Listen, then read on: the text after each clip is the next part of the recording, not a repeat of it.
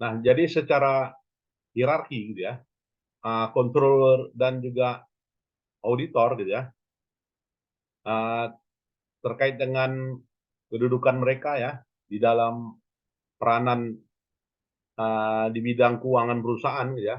Nah, di sini untuk bidang yang menangani keuangan ya meliputi controller dan treasurer ya atau disebut dengan bendahara gitu ya bahasa lainnya ya bahasa pemerintahan ya kalau apa controller and treasurer.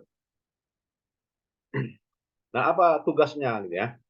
Nah controller itu fungsinya adalah sebagai reviewer gitu ya review atas penyajian laporan keuangan eksternal ya. Kemudian juga controller itu punya peranan sebagai pengendali sistem manajemen dan juga sebagai internal control. Nah, ini kedudukannya. Sehingga peranan dari controller ini disebut dengan financial reporting and control. Nah, sedangkan untuk treasurer ya, bendahara gitu ya, ini peranannya adalah memanage keuangan gitu ya. Nah, dan juga mengelola modal ya, serta mengendalikan resiko. Nah, ini peranan dari bendahara ya. Jadi peranan dari treasurer meliputi rising and management capital ya. Jadi mengelola aspek capital yang ada di perusahaan. Dan the controller ya ini berada pada departemen pengendalian ya, departemen kontrol. Nah, fungsi secara khususnya adalah mendesain ya, bagaimana mendesain dan juga mengoperasikan serta mengendalikan sistem ya. Jadi bertanggung jawab mensupervisi ya seluruh catatan akuntansi yang ada di perusahaan. Kemudian juga menyajikan laporan keuangan ya dan prepare financial report ya to shareholder ya. Jadi menghandle tadi laporan eksternal dan dikomunikasikan kepada shareholder dan juga external parties ya, pihak-pihak luar yang lain yang berkepentingan. Kemudian juga menyajikan dan juga menganalisa ya laporan kinerja ya dan juga memberikan asis ya kepada manajer terkait dengan interpretasi atas hasil yang didapatkan ya terkait dengan laporan keuangan. Nah, ini kedudukan sebagai kedudukan the controller. Selain itu juga adalah menganalisa program ya, apakah program ya yang dijalankan yang didukung oleh budget gitu ya itu sudah sesuai ya sudah sesuai atau sudah terkonsol ya dengan yang direncanakan serta varian-varian yang ada ya atau juga jenis pada segmen yang segmen-segmen bisnis yang ada ya secara menyeluruh ya yang tertuang di dalam anggaran tahunan ya apakah ini sudah berjalan ya atau juga ada sesuai sudah dapat apa ya sudah menjalankan yang tertuang pada annual budgetnya. Kemudian juga peranan controller adalah mensupervisi ya mensupervisi secara internal ya artinya kedudukannya sebagai internal audit dan juga sebagai alat untuk prosedur pengendali ya dari atas penyajian informasi apakah informasi yang disajikan sudah valid atau tidak ya. Jadi kedudukan controller mensupervisi informasinya. Selain itu, kedudukan controller itu adalah sebagai operational audit. Ya, jadi operational audit yaitu menilai efisien dan keefektifan ya, jalannya kegiatan terkait dengan penggunaan atau juga apa ya terkait dengan operasional dana. Kemudian juga the controller peranannya adalah mengembangkan personal ya, mengembangkan personal yang ada di organisasi gitu ya. Nah, ini kedudukannya. Nah, sedangkan fungsi uh, bendahara gitu ya, itu mengendalikan pusat apa ya, pusat pembiayaan perusahaan ya. Artinya fundingnya dikelola secara baik, dikendalikan, maka itu tugasnya bendahara. Yang meliputi adalah pengendalian atas modal, mulai dari berasal dari mana pendanaan perusahaan, kemudian rencana penggunaan uang kas, serta hubungan dengan investor ya, dengan kreditur.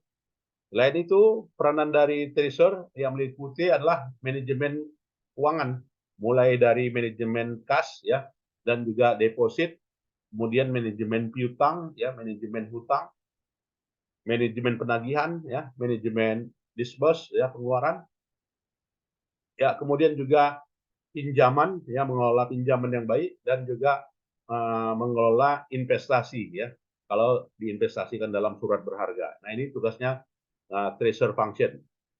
Selain itu, fungsi dari treasury function adalah mengelola risiko yang ada di perusahaan ya. Artinya risk management, mulai dari insurance, kebijakan asuransi, termasuk di dalamnya adalah pensiun karyawan. Nah, ini dikelola oleh treasury function. Nah, departemen apa ya, the control department ya, controller di sini membawahi beberapa jabatan, diantaranya membawahi bidang manajemen information system di bawahnya, bagian akuntansi di bawahnya, bagian penganggaran, ya internal audit di bawahnya, ya kemudian administratif sistem di bawahnya dan juga special project di bawahnya. Untuk bidang akuntansi juga bidang akuntansi manajemen dan bidang akuntansi keuangan semuanya berada pada kendali controller ya, artinya bawahan dari controller ya. Di mana managerial accounting meliputi cost accounting, inventory control dan juga keputusan membeli atau juga menjual. Begitu juga bidang keuangan yaitu penyajian pelaporan keuangan, konsolidasi laporan keuangan ya, terkait dengan retur pajak ya. Nah, itu di bawah pengawasan ya yang namanya controller. Dan bagaimana hubungan hierarkinya ya, relation to the line. Nah, hubungan hierarkinya ini harus berhubungan ya antara controller dengan divisi yang lainnya. Ya, apakah terhubung ya? Ya, jadi udah jelas ya bahwasanya yang namanya controller itu bertanggung jawab ya apa yang disajikan ya dari setiap divisi, setiap segmen dan setiap fungsional sebelum kepada top manajemen. Nah, ini di bawah kendali atau juga di bawah kontrol dari departemen corporate control department ya. Jadi corporate control department di sini ya merupakan divisi-divisi ya yang dalam hal ini di bawah pengawasan ya, di bawah under supervisi dari controller ya, kalau ini ada tanda tanya. Nah, kemudian bagaimana fungsi controller ini sebagai fungsi staff ya, kalau di dalam ya apa ya, di dalam hierarki ya ada fungsi staff ya. Jadi controller di sini sebagai desainer ya dan juga sebagai operator ya, sebagai desainer dan juga sebagai operator mengendalikan jalannya sistem. Jadi kedudukannya sebagai apa ya, sebagai control system dan juga menggunakan informasi yang ada untuk dipertanggungjawabkan dari setiap manajemen ya, dari setiap lini manajemen. Nah, ini tugasnya controller. Kemudian juga controller di sini dapat merekomendasikan ya kepada manajemen terkait dengan apa keputusan apa yang dibuat atau keputusan apa yang tidak dibuat. Nah, ini saran dan rekomendasi dari controller tentu saja ya. Jadi tidak dikatakan bahwasanya controller itu harus ya punya pengetahuan yang baik atas setiap bisnis ya. Nah, tetapi dalam hal ini controller adalah memberikan tindakan atau juga rekom ya, yes or no ya, yes or no terkait dengan keputusan yang diambil. Nah, kemudian kita melihat juga bahwasanya dua tanggung jawabnya ya, dua tanggung jawabnya yaitu tanggung jawab sebagai layanan setiap layanan manajemen. Artinya tanggung jawab controller di sini adalah membantu ya setiap unit bisnis ya dalam proses pengambilan keputusan. Nah, jadi pertanggungjawabannya seperti itu ya. Dan juga controller ini fungsinya adalah mencakup aktivitas proses dalam pengambilan keputusan yang lokal yang ada pada setiap departemen, gitu ya. Jadi di sini areanya adalah area memang area responsibility ya, pusat pertanggungjawaban. Nah ini kedudukannya ya. Nah bagaimana kalau dalam hierarki gitu ya antara corporate control department dengan divisional control gitu ya. Nah di sini dengan pola hubungannya dot line gitu ya. Nah, dot line di sini top manajemen, kemudian antara divisi, subdivisi, kemudian juga divisi yang di bawah pengendalian controller di sini. Nah, ini ada hierarki tanda merah tebal gitu ya, dan ada tanda merah titik-titik yang tidak apa gitu ya, yang tidak terputus gitu ya, yang tidak apa ya, yang terputus ya, yang bukan dalam hal ini penuh gitu ya. Ya artinya XYZ ya, XYZ yang ini merupakan divisi controller, tanggung jawab penuhnya harus lapor ya. Nah, sedangkan tanda titik-titik fungsinya adalah sebagai fungsi koordinasi gitu ya. Kalau itu kita cara membaca alur dari struktur hierarki ya. Kalau tanda panahnya titik-titik itu adalah koordinasi ya, sedangkan tanda penuh itu adalah tanggung jawab langsung ya atau membawahi gitu ya. Nah, ini pengertiannya. Jadi hubungan antara apa ya divisi-divisi controller itu dengan corporate control ya hanya sekedar pengawasan ya. Jadi bukan tanggung jawab langsung.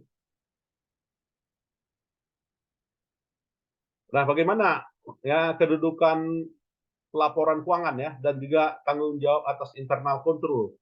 Nah, untuk menjamin ya penyajian informasi keuangan dari setiap unit bisnis bahwasanya itu sudah akurat ya dan juga sudah dikelola dengan baik ya tata kelola pelaksanaannya gitu ya. Maka nah maka inilah apa ya tanggung jawab dari secara apa ya secara nyata ya bentuk dari tanggung jawab dengan pola dot line tadi gitu ya. Jadi menjamin bahwasanya sudah akurat dan sudah berjalan dengan baik ya dari sisi pengendalian internalnya. Dengan kata lain kedudukannya sebagai policeman ya yang namanya kontrol itu atau juga lokal guard ya dalam sebuah perusahaan ya. Kedudukannya controller itu pihak independen. Nah, jadi dengan kata lain sebagai policeman atau juga lokal guard ya, lokal guardian. Nah, ini kedudukan dari controller. Nah, bagaimana hubungannya adalah solid line relation. Nah, kalau dia solid line relation dengan fungsi hierarkinya adalah fungsi hierarki tersentralisasi gitu ya. Maka controller itu memang bertanggung jawab langsung gitu ya terhadap corporate control department yang ada di perusahaan sebelum dilaporkan pada top management gitu ya. Jadi kalau polanya adalah solid line gitu ya. Ya, kalau polanya adalah bentuk hierarkinya adalah solid line, maka hubungan antara corporate control dengan divisional control itu adalah subordinat. Artinya saling dibawahi ya. Corporate control itu merupakan bawahan dari divisional control. Sedangkan apa ya? Sedangkan hubungannya dengan fungsional area yang lain itu adalah fungsi koordinasi. Gitu ya. Jadi ini membedakan antara apa ya? Antara solid line ya dengan dot line. Jadi kalau dot line itu divisional control itu tanda titik ya, sedangkan solid line ya tanda garis penuh. Nah, ini bedanya. Jadi corporate control department itu bawahan membawahi ya namanya divisional controller itu maknanya ya. Sedangkan titik-titik itu adalah koordinasi, garis koordinasi. Ya, kemudian juga kita lihat pembagian tanggung jawab ya dan juga pembagian loyalitas ya loyalty dari setiap unit gitu ya, dari setiap unit bisnis atau juga prioritas pekerjaan, maka itu saling membuat laporan ya, memberikan laporan dan juga memberikan ini ya perubahan ya atas yang ditanggung jawabinya ya. Jadi uh, sifatnya adalah fungsi kontrol yang tersentralisasi. Jadi fungsi kontrol yang tersentralisasi dengan model solid line, maka corporate controller ini dianggap sebagai unit manager ya, atau juga staff ya. Sebagai staff, maka kedudukan staff yang berhubungan ya antara satu yang lainnya. Jadi financial control responsibility dan juga corporate spy ya, artinya hanya sekedar fungsi pengawasan ya, karena nantinya fungsi pengawasan dari kepada controller. Nah, ini terjadi gitu ya, sebagai fungsi mengecekkan dan sebagai fungsi pengawasan ya, atau policeman atau juga checker. Nah, jadi di sini kalau yang polanya sentralisasi, kedudukan dari controller itu adalah sebagai pengawas ya. Ini bisa kita ambil kesimpulannya. Nah, kalau yang pola tanggung jawabnya adalah desentralisasi, bagaimana ya? Nah, kalau polanya desentralisasi, maka sebagai unit entitas ya. Artinya di sini sebagai manajemen service responsibility ya, masing-masing punya tanggung jawab yang sendiri. Dan artinya dengan kata lain sesuai dengan struktur organisasi dengan pola solid line ya.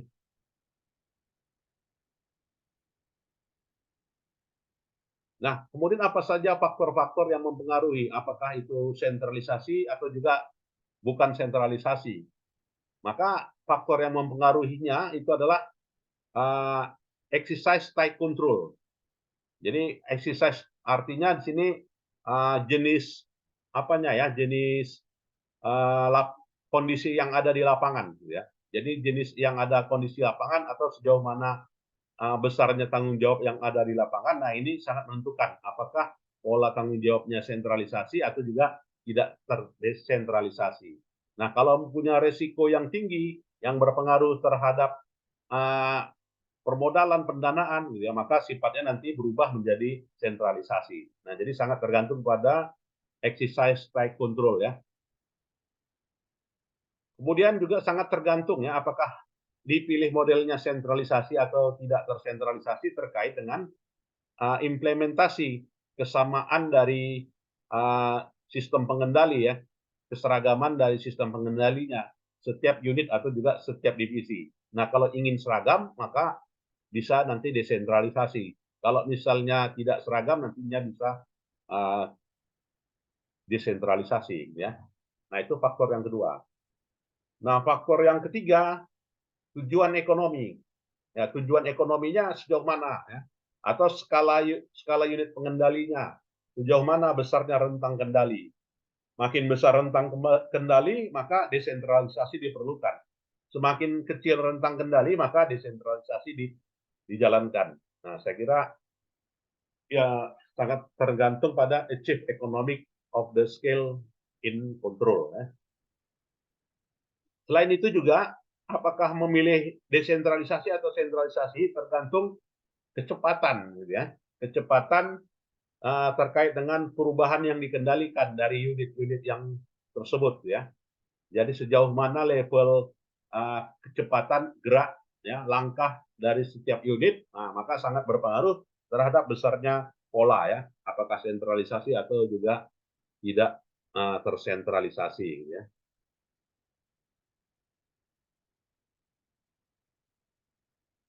Jadi memang kalau kita lihat yang namanya controller ini, apakah itu kedudukannya memang lebih luas gitu ya. Artinya mau dia sentralisasi, mau dia tidak desentralisasi gitu kan. Maka jabatan dari controller ini memang cukup luas ya, cukup besar.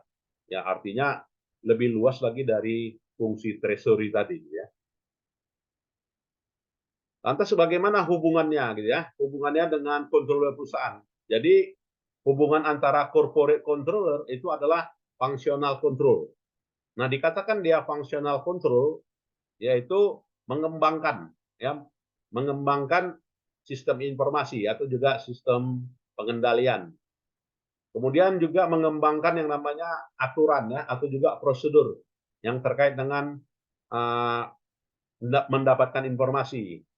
Kemudian juga mengembangkan teknik pengendalian baru yang lebih baik yang terkait dengan kinerja dari setiap unit, serta train controller secara formal atau juga secara informal ya, tugasnya sebagai train controller. Nah, tugas tambahan ya sebagai alat kendali ya control ini adalah tugasnya sebagai internal audit.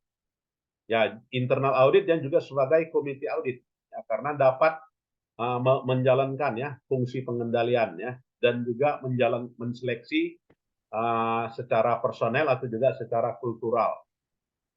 Selain itu juga controller berperan ya, tugas tambahannya adalah bagian dari insentif sistem ya. Jadi tidak hanya apa ya, artinya di sini berdasarkan pada reward ya dan juga berdasarkan pada ukuran kinerja sehingga ukurannya sudah baku ya.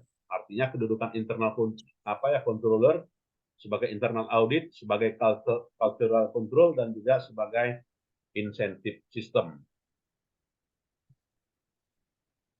Nah, untuk auditor itu sendiri atau yang kita sebut namanya adalah internal audit ya. Fungsi internal audit adalah fungsi yang dalam hal ini adalah menilai staff capacity ya dan juga memberikan laporan ya yang luas ya yang ada pada organisasi minimal kepada controller atau juga vice president finance. Nah, jadi ini kedudukan auditor. Jadi auditor itu adalah menilai kapasitas staff ya dan membuat laporannya minimal kepada controller dan vice personal. Apa saja yang dilaporkan? Ya, yang dilaporkan oleh auditor yaitu financial audit ya, hasil audit keuangan dan juga hasil audit eksternal. Kemudian juga compliant audit yaitu audit kinerja ya bahasa lainnya. Nah, jadi bahasa lainnya adalah audit kinerja menilai efisiensi dan efektivitas. Ya, efisiensi dan efektivitas. Dan juga berupa compliant audit ini bisa berupa hasil dari temuan dari eksternal auditor atau juga internal auditor dan juga sifatnya adalah kepatuhan gitu ya, compliant. Kepatuhan atas SOP ya kan, kepatuhan atas aturan ya, kepatuhan atas administrasi yang sudah ditetapkan dalam perusahaan. Nah, ini tugasnya auditor ya, memberikan saran dan rekomendasi. Kemudian juga auditor tugasnya adalah menghasilkan laporan kinerja. Ya, menghasilkan laporan kinerja terkait dengan hasil yang didapatkan dari eksternal auditor, internal auditor atau juga konsultan ya. Dan juga auditor ya fungsinya mengevaluasi kinerja perusahaan ya, antar departemen secara manajer atau juga mengevaluasi aktivitas khusus gitu ya, ditambah rekomendasinya. Nah, ini kedudukan auditor ya, Bapak Ibu. Jadi memang auditor ini bukanlah auditor ini dibawahi apa tadi? Ya, bertanggung jawab kepada ya, auditor ini bertanggung jawab kepada ya dia bertanggung jawab pada controller ya. Ya, tadi kita ketahui auditor itu ini ya kedudukannya. Kedudukannya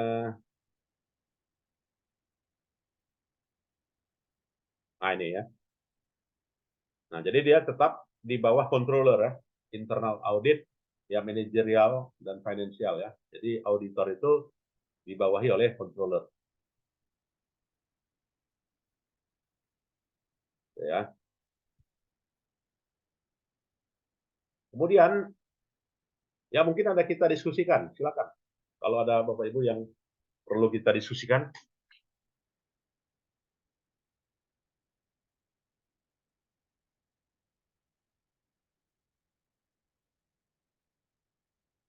Baik, kalau tidak ada, kita lanjut pada benefit audit ya. Jadi apa sih benefit yang didapatkan dari audit itu? Yaitu benefitnya adalah kredibilitas ya. Jadi kalau kita sudah diaudit, maka kita udah kredibel gitu ya. Apalagi kalau kita punya kegiatan, ya punya laporan, ya kalau sudah diaudit, sudah dimonep gitu kan, maka lebih kredibel laporannya kan. Nah, jadi fungsi audit adalah meningkatkan kredibilitas dari informasi yang disajikan dari tiap user atau dari tiap grup yang ada di organisasi, Bapak Ibu. Selain itu, benefitnya adalah mengantisipasi ya apa ya, mengantisipasi atau juga meningkatkan motivasi dari setiap individu atas tindakannya ya sudah legal ya, sudah etis dan sudah bagus ya yang ada di perusahaan dan sesuai dengan yang diinginkan pemilik. Nah, itu benefit dari audit ya. Jadi meningkatkan credibility dan juga anticipation of the audit, yaitu anticipation-nya adalah motivation dan juga act the legal. Nah, itulah ya Bapak Ibu dari topik apa ini ya, controller and auditors ya. Nantinya ini kita tuangkan lah ya dalam bentuk paper sebagai nilai UAS-nya. Saya belum kirim juga ya, mudah-mudahan nanti malam lah saya kirim ini apanya, judul-judulnya ya. Silakan Bapak Ibu, ada yang mau kita discuss terkait dengan topik peranan dari controller dan auditor ini serta treasury. Cukup jelas ya? Ya, cukup jelas. Baik, saya kira kalau cukup jelas dan rekamannya nanti saya share kepada Bapak Ibu sekalian ya untuk diulang kembali ya. Ya, baik, terima kasih. Selamat siang. Assalamualaikum warahmatullahi wabarakatuh. Izin, Prof. Oh ya, izin bertanya, Prof. Tadi ada Prof singgung untuk buat paper ya, Prof ya? Iya, untuk UAS-nya, nilai UAS-nya. Jadi kita nggak UAS ujian, tapi kita dalam bentuk paper, Pak.